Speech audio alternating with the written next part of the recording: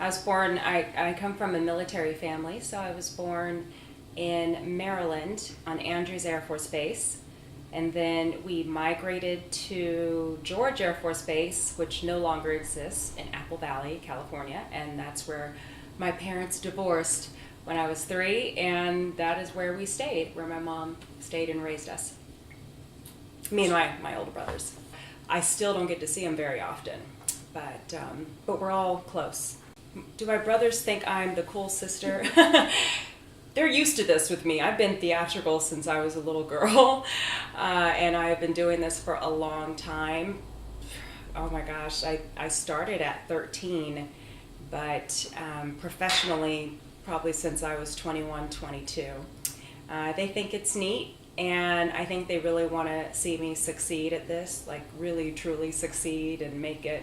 My brothers are pretty big, burly guys, so they always crack jokes of when I, really make it and start needing bodyguards, that they're going to be my bodyguards. And I just thought, wow, they would be beating everybody up. Probably, you looked at it wrong. I don't know about that. You guys might be kind of scary as my bodyguards. They were like my bodyguards in high school. I was in the drama club. I was in choir. It's even in elementary school. It started with me with writing, and I would write creative stories, and I didn't know I had this skill as a writer. And then my teacher picked my story out of the entire classroom to be published in this book with the Young Authors of America, and I became a member of the Young Authors of America when I was only 7 years old, so that was kind of neat. And the performing started with lip sync contests. I just really wanted to get on stage, and so my first time being on stage was with my best friend at the time, Candy. I think I was 8 or 9, and we did this lip sync to Wake Me Up Before You Go by Wham. And we're dancing around, and it was just, I loved it. And then I just started entering all the lip sync contests. I did another one, I think when I was 12 or 13. I'm sure you don't even remember this song, but it was We Like the Cars That Go Boom, with me and my friend Christy, and we were doing this rap. And so yeah, it bit me. I was in choir, I was in the drama club, and I just loved performing and loved being on stage. And there was also, I had some influences, and then there were also, I also got some discouragement, and I think that's normal when you're going into this kind of career. My influences, oddly enough, one, as far as my comedic influence, is Eddie Murphy. And my mom kind of left this video out. It was Raw by Eddie Murphy. I was 13 years old, and I watched it. And I loved it. And I told my mom I watched Raw, and this is definitely not a video meant for a 13-year-old girl. But she's like, you know what, it's okay. You can watch it. And I watched it on repeat, because I just thought it was so funny. And I had this best friend at the time where we'd literally sit there and watch it on repeat, to the point where I had it memorized. And I started doing the impressions, and me and my best friend, this cute little white girl named Christy, I don't even know what she's doing now, but we nicknamed each other Fufu, which is, no, she was Fufu, and I was Fufa. And this is from Eddie Murphy Raw, because he talked about how he went to Africa and got him a woman on a donkey or something, butt naked on a buffalo. I'm trying to remember, bone in her hair, and her name was Fufu. Actually, I need to watch it again, actually. I need a refresher course on my Eddie Murphy Raw. But that's what influenced me in the comedy, and that's where I started doing impressions. And I used to also imitate my mother. She didn't really like that. I was the best mimic of my mom. Like, she had these mannerisms, and she brought me on a date one time, which she probably shouldn't have done, and she was smoking cigarettes at the time, and every time after she'd eat, she'd always have to have a cigarette. And so she was reaching for a cigarette, and so I was doing it with her. I was like, ooh, oh, I've got to have my cigarette. Ooh, oh, and her date was cracking up, and she was mortified, but then laughing at the same time. And but that's just something that I've kind of innately always had in me. I liked mimicking people and making characters, and I think it started with Eddie Murphy and In Living Color. I really watched a lot of In Living Color, but I was more obsessed with the Fly Girls than I was with Jim Carrey, Jamie Foxx. I thought they were funny, but I would record the Fly Girls on a VHS, because that's what we had at that time. And then I would try to learn the routines, and I'd do the routines in my living room. I guess what prompted me to think about this as more than just, oh, I want to be on stage, I want to perform, but as a career and something I could do with my life, was probably when my dad took me to my first acting class when I was 13, and it was Jack Hammond Studios. I lived in Apple Valley, California at the time.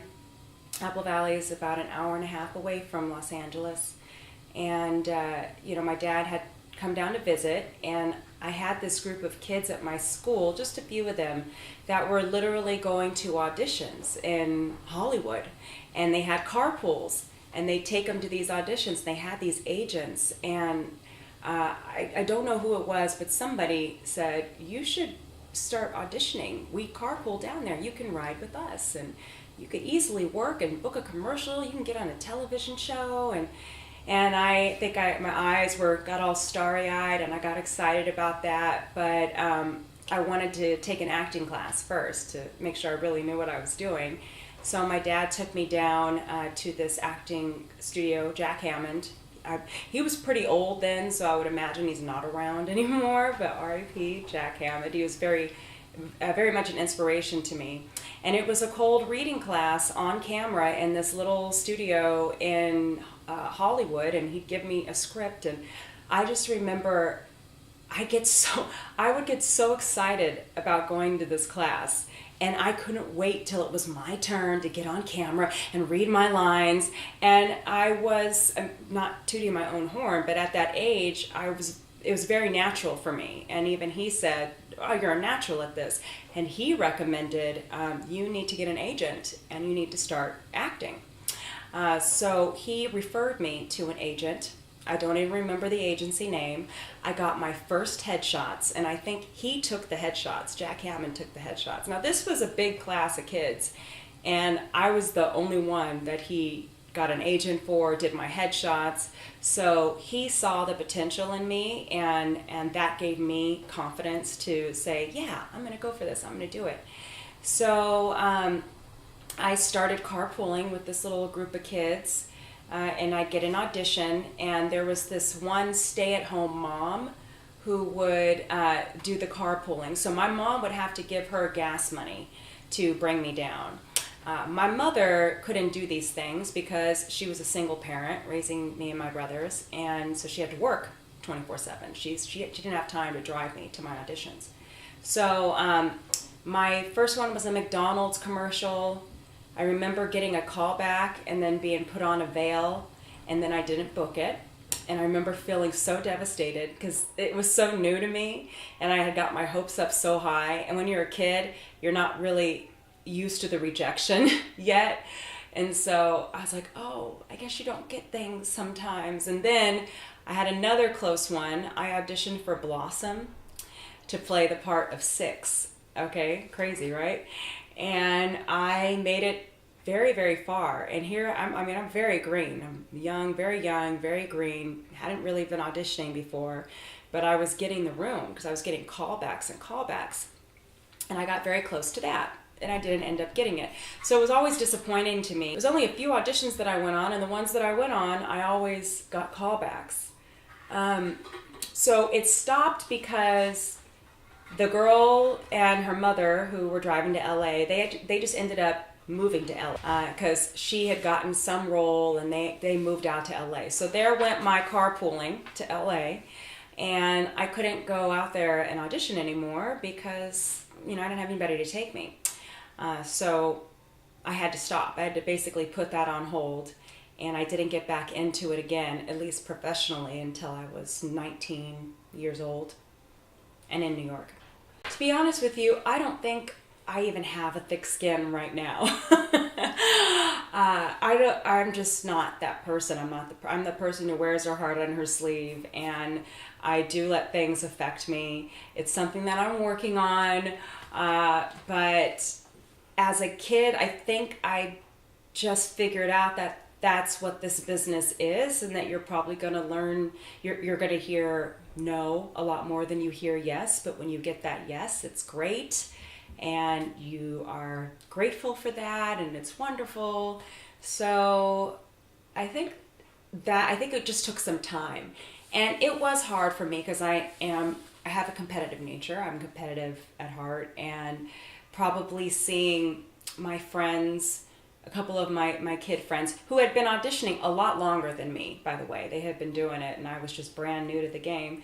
So when they would book a movie or something, I'd be happy for them, but then I'd be like, oh, I want to book a movie. I mean, I was a kid. I was like, why didn't I get that commercial? And then I'd want my agent to call. This is when I just so didn't understand. Can you call them and ask them why? Why didn't I get it? And the agent had to explain to me, that's just how it has nothing to do with you or your talent. It could have been they want someone with a different hair color, or they want this or want that. No, you can't take it personally. The agent had to have a little heart to heart with me. And that's kind of, I think, was a turning point for me, to not take everything so personally. You just can't. You can't in this business. It came about, I started again at, maybe it wasn't even 19, it might have even been 18. I graduated high school at 17. At 16, I auditioned for the American Musical and Dramatic Academy in New York, and I got in. I got a partial scholarship, and that's what brought me out to New York.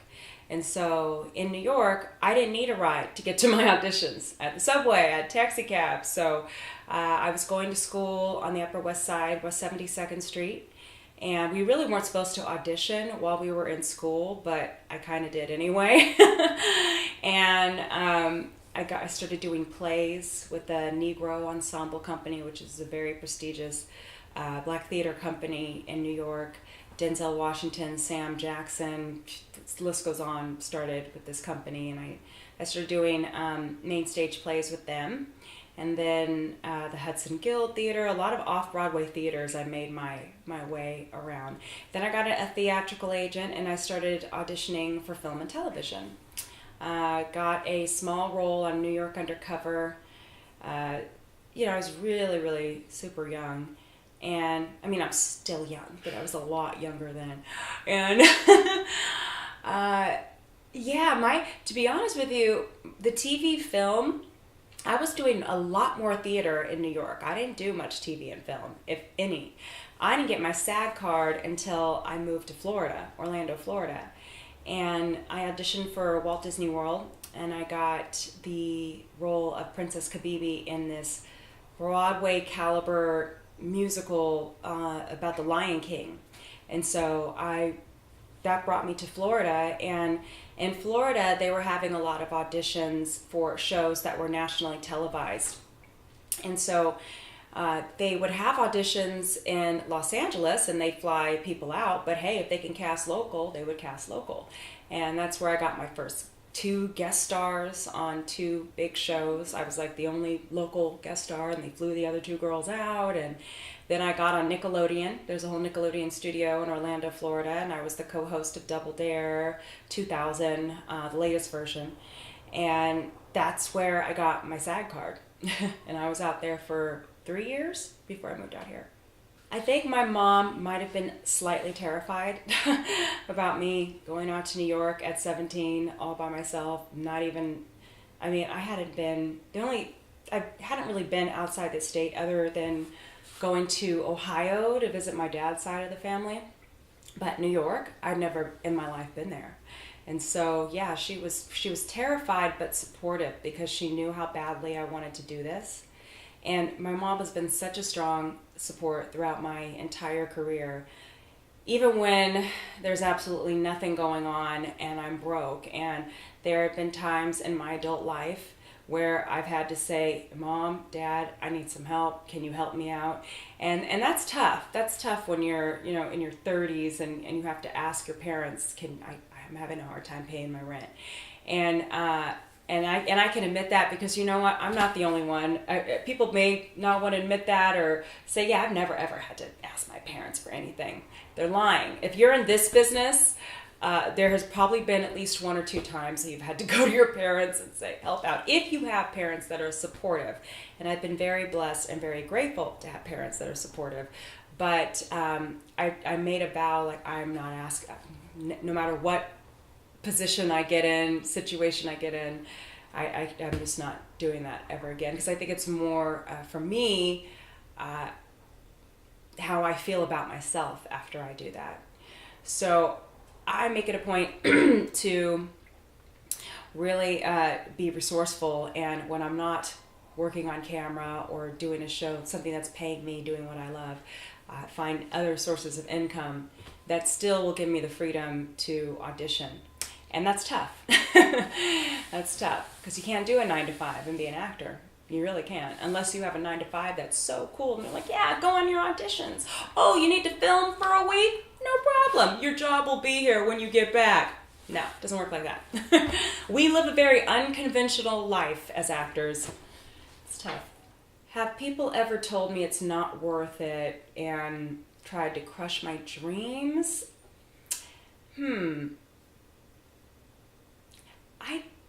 I don't recall anybody outside of my family circle saying it's not worth it, because a lot of my friends are actors and artists too. So they would never say it's not worth it because they're going through the same struggle that I'm going through.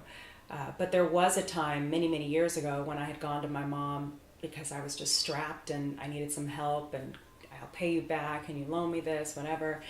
And she just said, I hate this business. I hate it.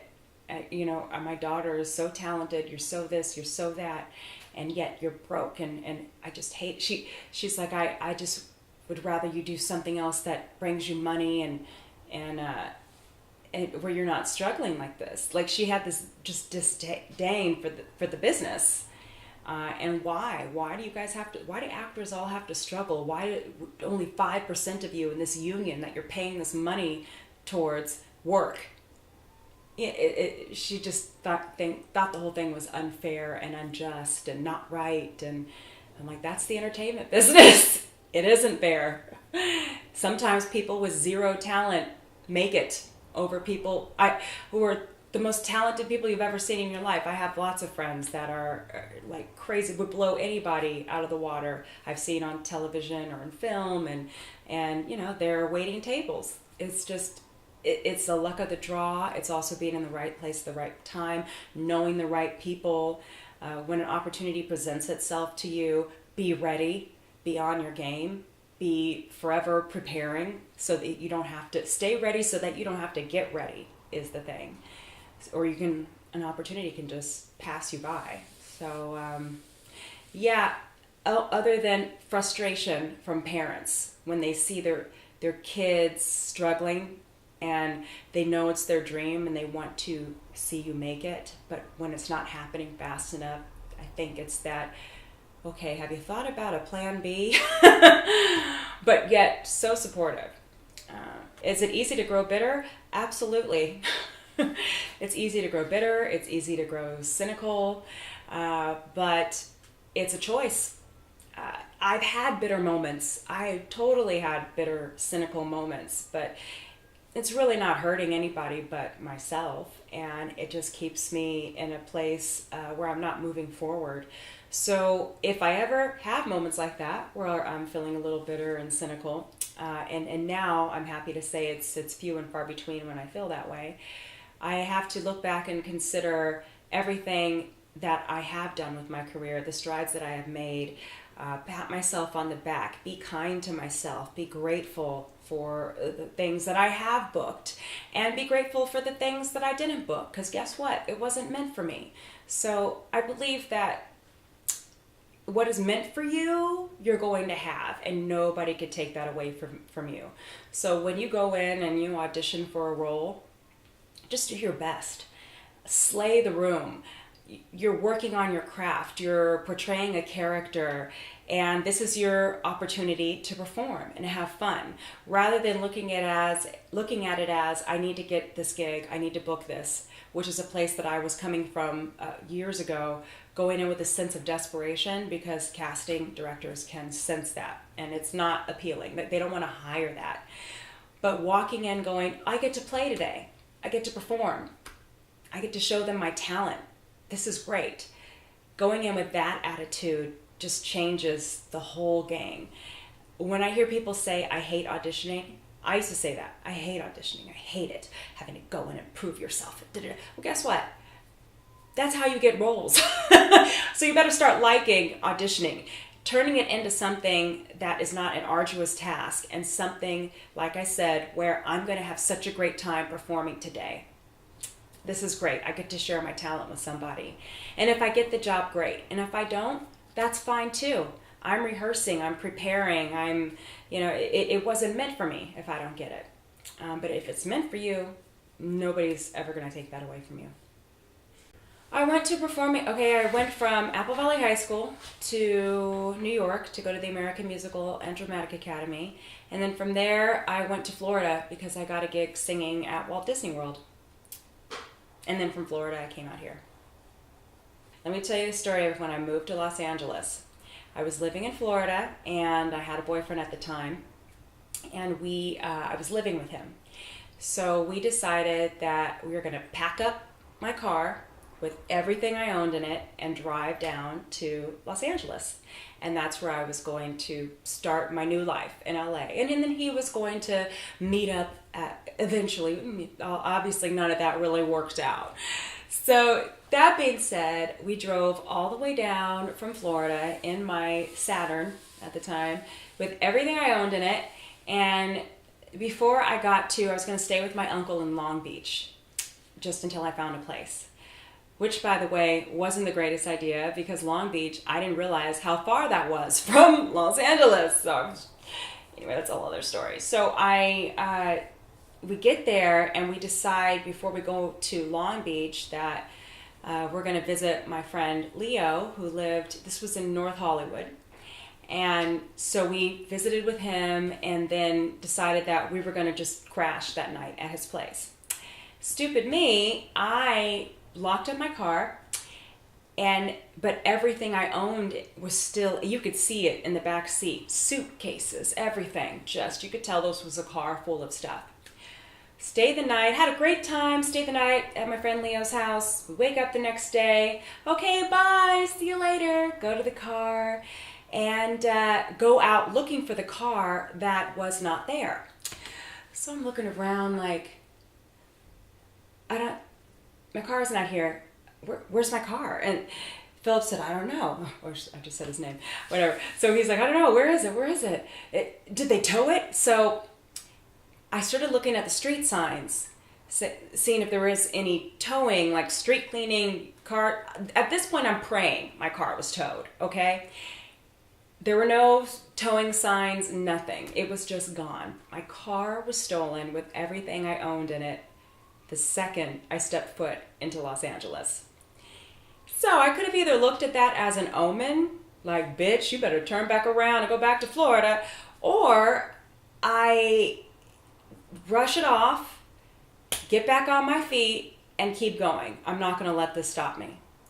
Obviously, I'm still here, so I didn't let it stop me, but it was very, very tough. I was about to renew my insurance. So technically, my insurance wasn't current, so nothing was covered. I just lost everything, and I had friends donating clothes, family brought down clothes. I had to get a new car. Like, it was just awful to move to a new place like Hollywood, Los Angeles, and to have to go through that. I don't know how, looking back in retrospect, I really don't know how I managed to stay. And then sometimes there have been moments in my time here where I've thought, man, when it's gotten rough for me, man, should I have just turned around and went home? Maybe that was an omen. But no, I believe I'm here because I'm supposed to be here. And I don't know why that happened. I really don't. I don't know if it was just I was supposed to start fresh, clean, new, get rid of all that old stuff. Who knows? I don't even know. But I thought New York was, I thought that New York was going to be Sleepless in Seattle, where she comes to New York and, all the lights and everything. But driving from, I think it was LaGuardia Airport in the taxi cab, and my dad flew in with me just to make sure I was going to be safe and all that. And we were driving through probably the grimiest parts of New York. And I remember looking out the window going, oh my God, where am I? I'm going to live here? It really kind of creeped me out. Coming from Apple Valley, some little small town, Apple Valley, and then I'm seeing like the city. No joke. And it wasn't appealing to me at all. Actually frightened me a little bit. When I arrived in LA, aside from having my car stolen and basically having to start completely over, I just went down Sunset Boulevard and started walking into every single restaurant, venue, asking if they were hiring, and I ended up getting my first job at the House of Blues in the foundation room on Sunset, and I was the foundation room hostess. And that kind of happened because I guess the foundation room has members, and I met one of the members at the Standard, and older guy, and I was this little young thing, and he's like, yeah, I know the manager at the House of Blues. I'll put in a good word for you. And he did. He really did. And then he came into the House of Blues to see me all the time.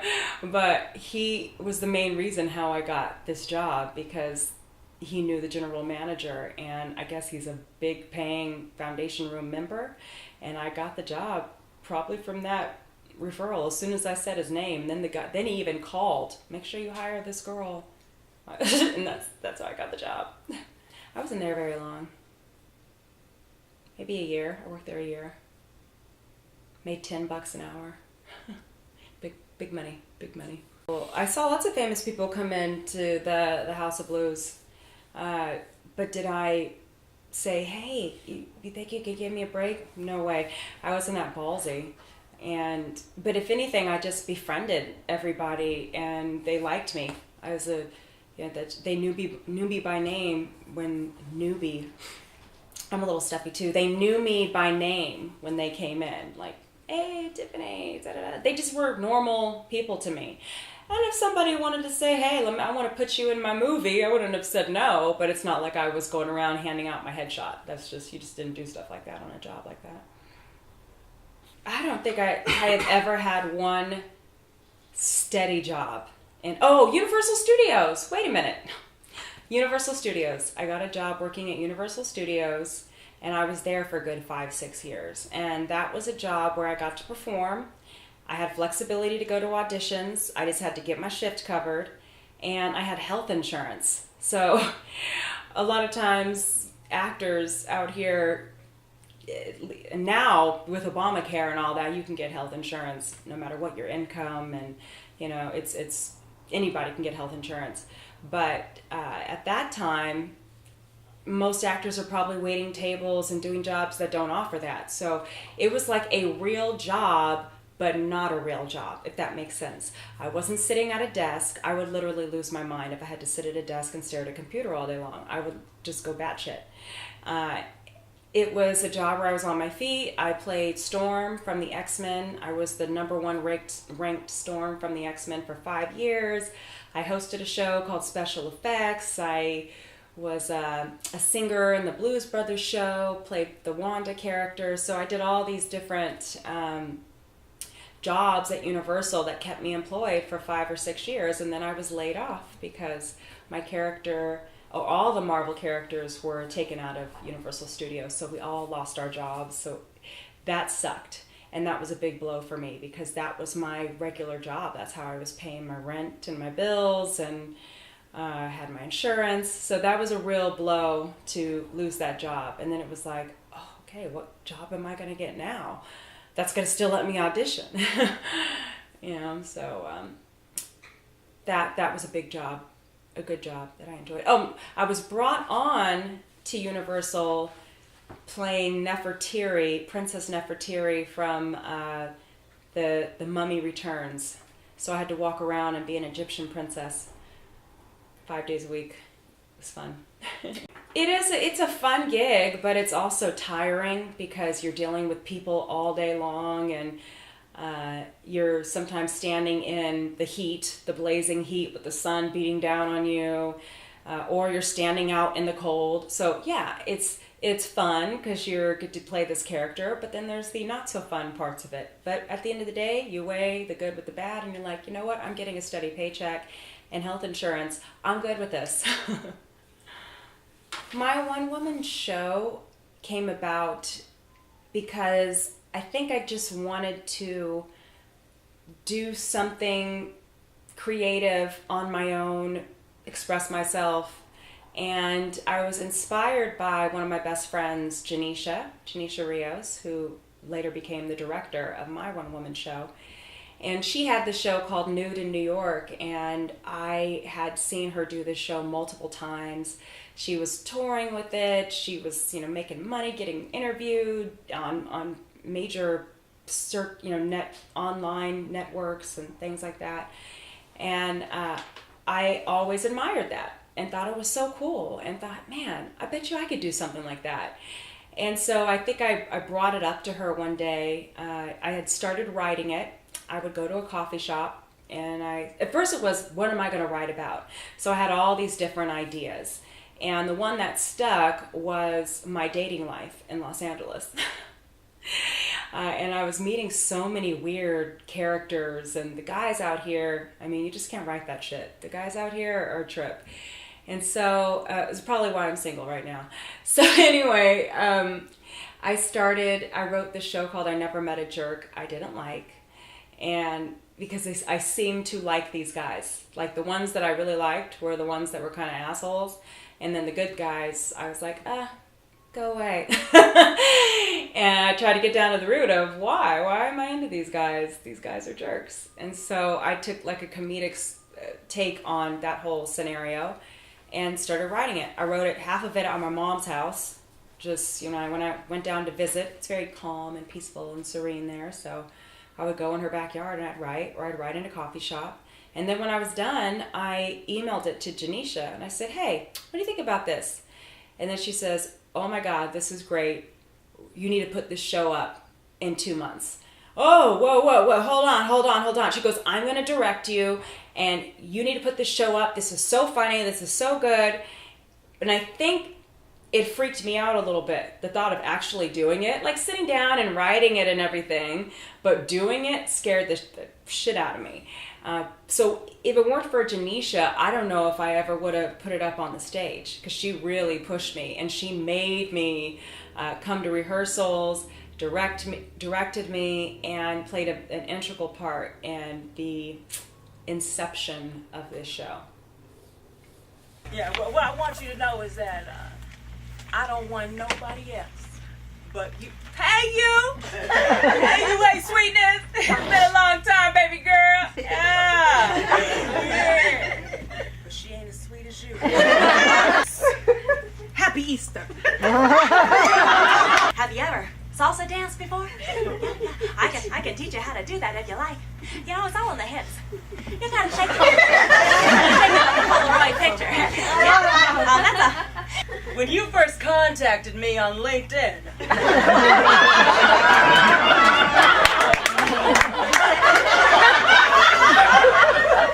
I knew I had to meet you. There's definitely ulterior motives to doing the show, besides it being very cathartic, getting that out. But I wanted people to see me, because this is a business where if you're not constantly doing something, you're not relevant. And I wasn't booking at the time anything. And I just thought, I'm talented. What's wrong? How am I not booking? Maybe I need to be seen in a different light. These people need to come see me on stage in my element and doing what I do, blah, blah, blah. So yeah, I was kind of out to prove that I deserve to be on a television show, be in movies, to work. I deserve to work. I write, I do characters, I act, I do this, I do that. And so that played a big part. And I also hope that it would lead to me making some money. I've heard of one solo shows touring, doing college circuits, and I just saw so much potential for it for many reasons, for my career, and maybe even I think I also had this vision and this dream, and it's still, you never know, it still could happen. But the whole Whoopi Goldberg thing, she did her solo show, and Steven Spielberg came and puts her in a movie. We all have that dream too. Like My Big Fat Greek Wedding, Nia Vardalos, that was a solo show. I think it was Tom Hanks' wife, Rita Wilson, came, turned it into My Big Fat Greek Wedding. So I think we have those goals and those dreams and hopes. And I think that I definitely was hoping and praying that something like that would happen. And yeah, so those were my goals. And it's something to do. I just wanted to perform. I really just wanted to perform. It's a good show, and it got such a good response. The reviews, gratefully, thank God, not one negative review. Like, they were all positive, and ironically, Whoopi Goldberg, who's one of my idols and who I was hoping I could just follow in her footsteps, and who's to say it still won't happen. I got compared to her by Theater Mania magazine. They said that the way, I'm trying to remember I used to have it memorized because I was so just honored. The way Tiffany manipulates, I still have it memorized, the way Tiffany manipulates her face, body, and voice to portray different personas and characters is something, the talent of a burgeoning Whoopi Goldberg.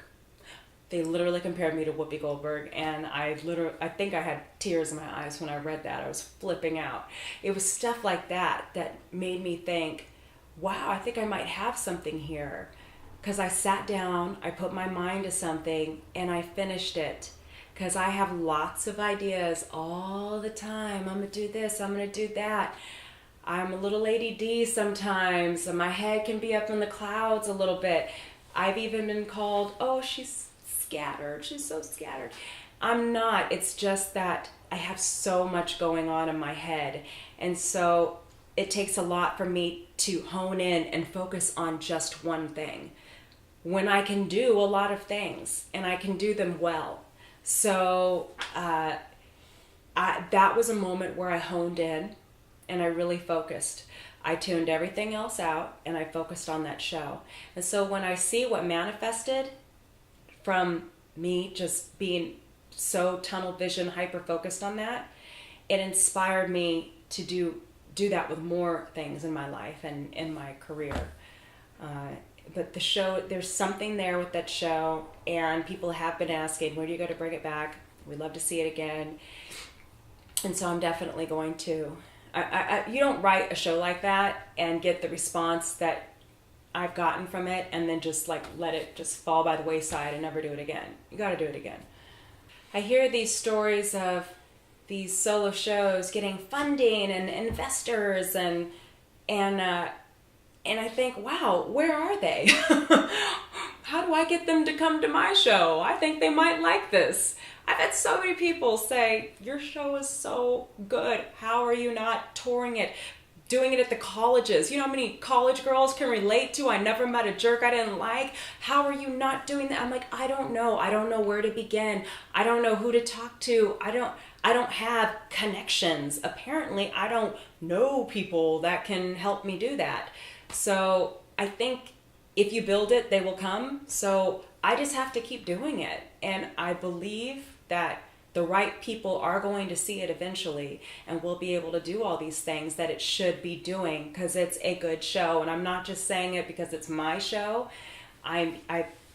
This is based on reactions that I have gotten from reviewers, multiple audiences, standing ovations, sold out houses. I have something here. And the right person is going to see it. The right person is going to get it. and they're going to reap the benefits of it, and I'm going to reap the benefits of it, and we're going to do something great with it. Oh, wow. Have I ever auditioned for a part that I was glad I didn't get? Yes. Okay. There's been a few, but there's one that comes to mind right now, and it was for some Seth MacFarlane TV show. And let me tell you, as an actor, one-line auditions, let me tell you, of course, you're grateful for any audition. And if you book this one line, you still get a SAG day rate, which is pretty good money, okay? And you get the credit on your IMDb. But it's always tough when you know what you can do, what you're capable of, and you get an audition and your line is, hello. And what's crazy in this business is that they will audition 100 people for this one line. I would think you could just call anybody. Let's just pick this extra right here. You want to come and say this line? But no, they hold an extensive, long audition for this one line. So I had an audition, and it was for the role of a Hispanic cosmetologist. And by the way, I mean, I get called in for every nationality. Okay, so I'm black. My mix is Black, French, and Native American.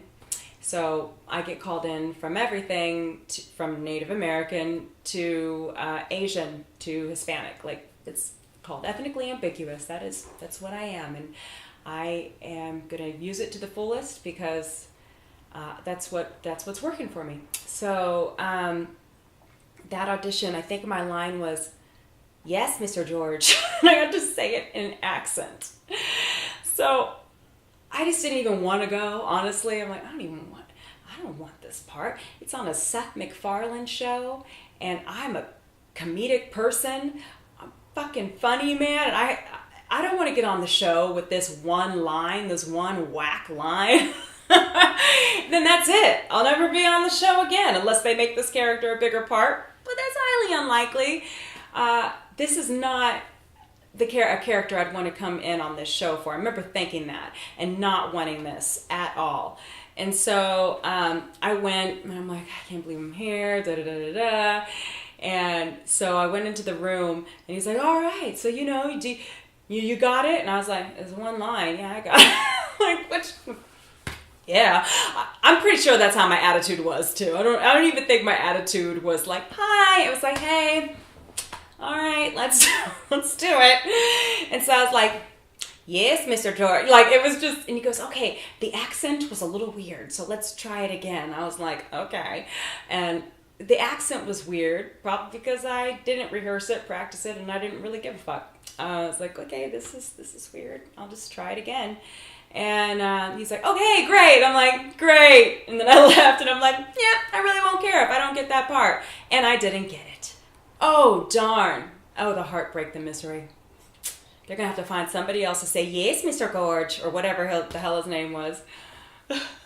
Have I ever auditioned for a part that I didn't get, that I walked out hoping, oh, man, I hope I get that?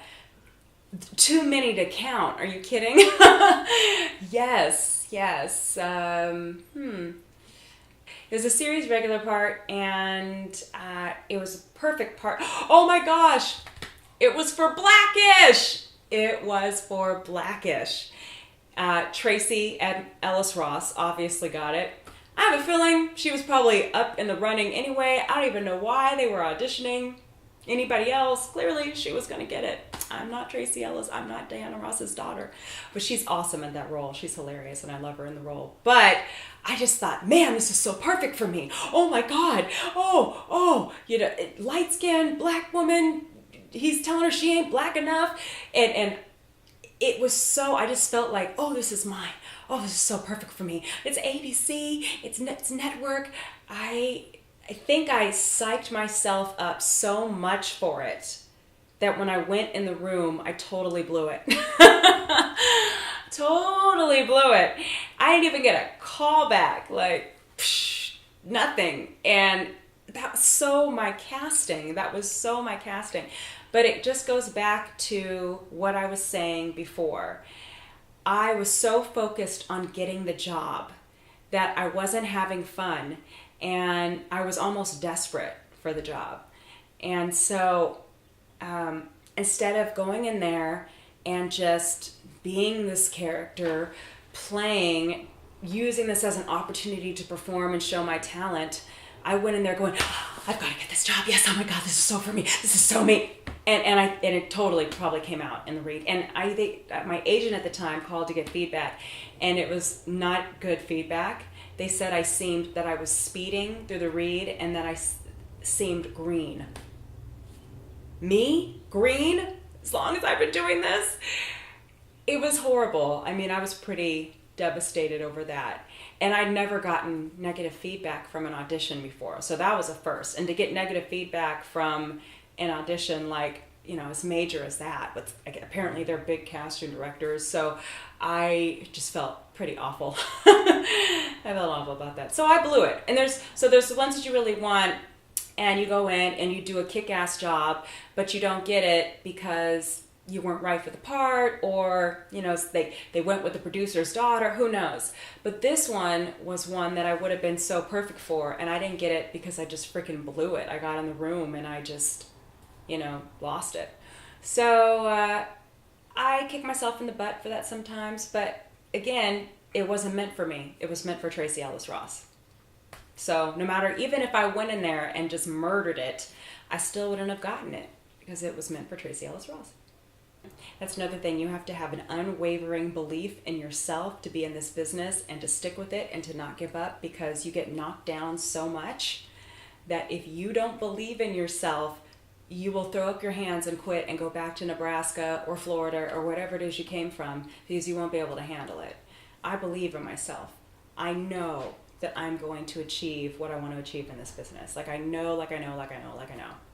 Even when the odds are completely against me. I know in my heart I'm meant to do this. I'm supposed to be here, and it's going to happen for me. Not gonna stop. I don't seek out feedback. My management will seek out feedback if it's something big. They'll call and get some feedback and, how'd you do? Something like that. But it's not very often. I asked once, because it was a casting office that I kept going in for. They kept bringing me in, but I wasn't booking anything. And so I just thought, do they like me? Why do they keep bringing me in and I'm not booking? And it's just, they love you. They absolutely love you. He got feedback. It's just a matter of finding the right part for you. Obviously, they love you because they keep bringing you in. I said, okay. I just want to make sure. I'm just wondering why I'm not booking anything. Because really, at the end of the day, it's not casting's decision. It's the producers, it's the right director. It's all their decision. Casting just brings you in and puts you on tape. They decide who's going to come in and audition. That's only one part in the decision-making process. A lot goes into it. Well, when you go in for some big network audition, like I said before, it did totally affect me when I was auditioning for Blackish. It absolutely affected me. And yes, you're sitting out in a waiting room. Generally, the casting room, the door is closed. There's a sign-in sheet, and you're sitting out there with 5, 10, who knows how many other girls.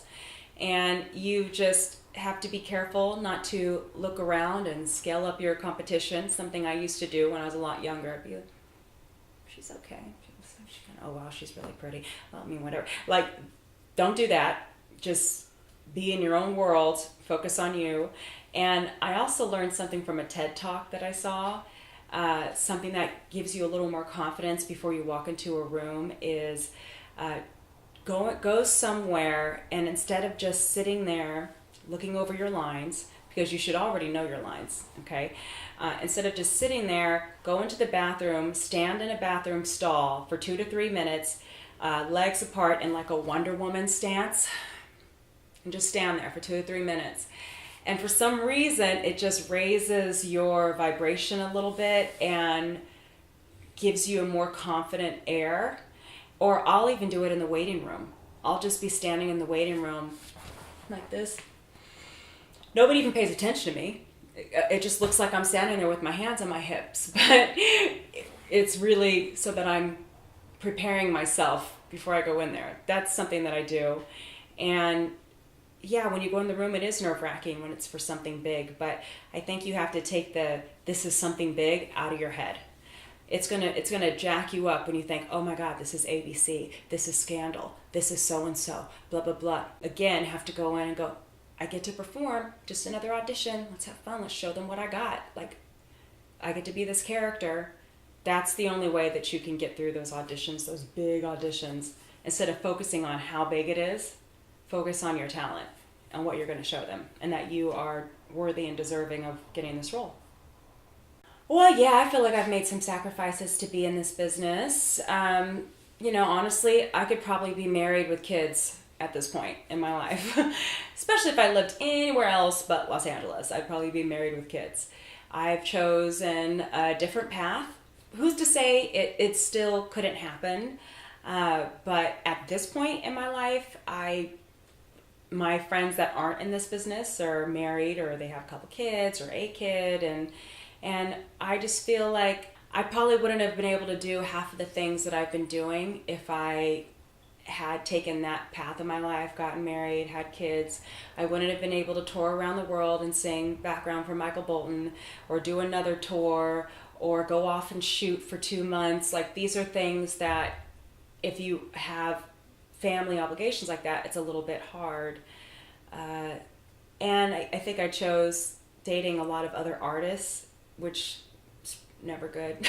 I'm not going to date another actor or model ever again, or musician. So I feel like that's where I sacrificed a little bit. But at the end of the day, I'm still young, and people find love in all parts of their life, whether you're 30 or whether you're 60. My mother got married again at 55. So I still believe that that's in the cards for me. But I feel like it probably would have happened a lot longer, a while ago, if I was in a different field. I'm also sacrificing financial stability. That's a given, because you don't have the 9 to 5 and 401k and all of this. And so, I mean, I'm stable. I'm paying my bills. I'm doing all of that is fine. But you're kind of at the mercy of this business. And when you're working and booking, and when you're not working and booking, you need to be resourceful and find other sources of income. So that's a sacrifice too, where I could just have some regular 9 to 5 job in a corporate office, and I don't need to worry about that. It's not the route I chose. I totally met shady people. I met a lot of men that I'm a producer, I'm this, I'm that, and then turns out they were trying to get in my pants, and that just comes with the game. I was a lot more naive when I first got to LA, because I was still really, really young and new and starry-eyed, and so maybe I was a little more easily taken advantage of. And I'm just talking about as far as me trusting somebody. I wasn't, not in that way. But I am grateful that I have such a good family support system, my parents, my brothers, and it's grounded me, and I have a good head on my shoulders where I can discern what's good or bad, and has helped me a lot navigate through this crazy entertainment business. Definitely have my morals. There are things I will and will not do. I'll let you know. Like somebody sent me an audition for a role that she's topless, and then there's a scene where they're, getting it on, and I said, nope, I'm not going to audition for that. No, thank you. Oh, well, I thought that you wouldn't be open to doing partial nudity. I said, if it's not gratuitous or degrading in any way, this is just gratuitous and there's no point to it. Like in The Danish Girl, the lead girl in The Danish Girl, there's several moments in the movie where she's nude or almost nude, but it's tasteful. There's nothing, you're not going, oh my God, put some clothes on. It's that kind of thing where it would have to be a very, very, I would rather not, but if it is something that is very necessary and it's tasteful and it's in the right context, I wouldn't be against doing something like that. But the role that was sent to me, I said, hell no. And then I thought, what headshot did you use like that would make them think that I would even be the right person for this role? So I can get rid of it. So what I do when I'm not acting is I strip. No, I'm just kidding. No, I waiting tables. I tried that once. I was not good at it at all. So waiting, I give a lot of credit to people who are waiters and waitresses. That is a hard job, and you have to be very, very good at what you're doing. I was not. So people don't realize what a skill it takes to be a waiter or a waitress. That is a skill set that I am lacking. So that's not how I'm paying my bills. So I'd say I'm a singer. I'll do singing gigs. Thank God I have other talents. I also do like promotional work, brand ambassador kind of stuff where you're representing somebody's brand and you do events and trade shows. It's still kind of performing, but not necessarily on camera. It's where you're interacting with people. One of my talents is that I'm good with people. So any job where I get to interact with people, customers, sales, I'm good at that stuff. So that's what I would do. That's what I do when I'm not doing something on camera. At the end of the day, my goal is, and I don't believe it's impossible, to be cast as a series regular in a pilot, and for that pilot to just take off. And I'm working consistently every day doing what I love as an actress on camera.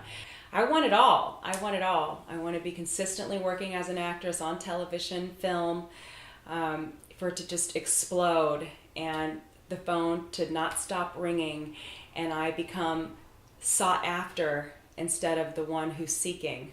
And it's kind of already starting to happen. So I want my career life to be flourishing, wonderful, amazing. And I want my personal life to be filled with love and happiness and peace and just, just joy. Unending joy.